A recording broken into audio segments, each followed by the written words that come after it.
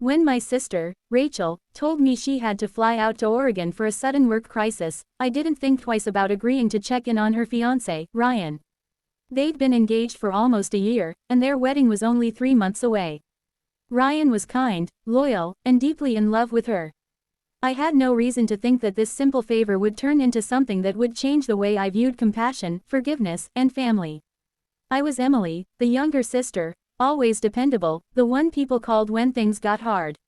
My own life wasn't exactly picture perfect. I worked remotely as a freelance writer, which gave me the flexibility to help when needed, but it also meant my days could get lonely. So when Rachel asked, I packed a small overnight bag and drove to her and Ryan's place, a cozy little townhouse on the edge of town. The first night was quiet. Ryan greeted me at the door, his face pale and tired. He looked like he hadn't slept much in days. "Thanks for coming, Emily," he said, voice strained.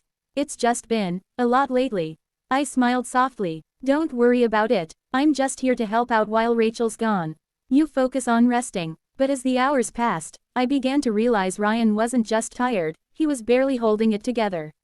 His father had recently been hospitalized after a minor stroke, and Rachel's sudden trip meant he was juggling work, house chores, and family stress alone. His eyes carried the exhaustion of someone trying to stay strong for everyone else. Over the next few days, I helped tidy up the house, cooked simple meals, and kept him company without crossing any boundaries. He was grateful but distant, still clearly loyal to Rachel. It wasn't about anything romantic, it was about human kindness, the kind that fills the silence when life feels too heavy. One evening, it started raining heavily. I found Ryan sitting on the porch, his head in his hands. I brought him a cup of coffee and sat beside him without saying anything. After a long silence, he finally said, "I'm just scared, Emily. Scared I'll let her down. Scared something will go wrong while she's gone." I told him something I'd learned from watching my parents. Sometimes the best thing we can do for the people we love is take care of ourselves first. She trusts you. You just have to trust yourself.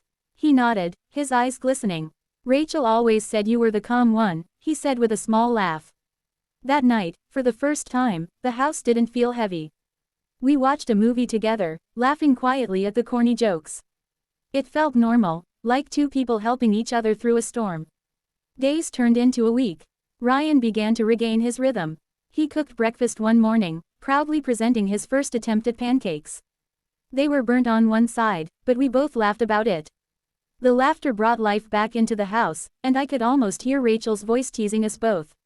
One afternoon, Ryan found an old photo album on the shelf, pictures of him and Rachel from their first years together. We sat at the dining table flipping through the pages. I watched his face soften as he lingered on each photo. "She's my whole world," he said quietly. And in that moment, I understood why Rachel loved him so deeply. He wasn't just loyal, he was sincere to his core. To give him some space to clear his mind, I suggested volunteering at the local animal shelter, something I used to do in college. He agreed, and we spent 2 days helping walk dogs and organize supplies.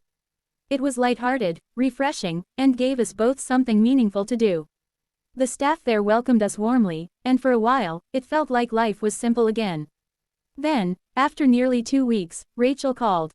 Her voice was cheerful, full of relief. "I'm coming home, Em. Thank you for keeping things together for me. Ryan told me how much you helped." When she returned, I stayed for dinner. Rachel ran into Ryan's arms at the door, and for a second, all the tension of the past days melted away. I watched them laugh, hug, and share a moment of pure happiness. Later that night, Rachel hugged me tightly. "You've always been my anchor," she said softly. "You helped him when I couldn't. I'll never forget that." Ryan added, "I don't know what I would have done without you, Emily.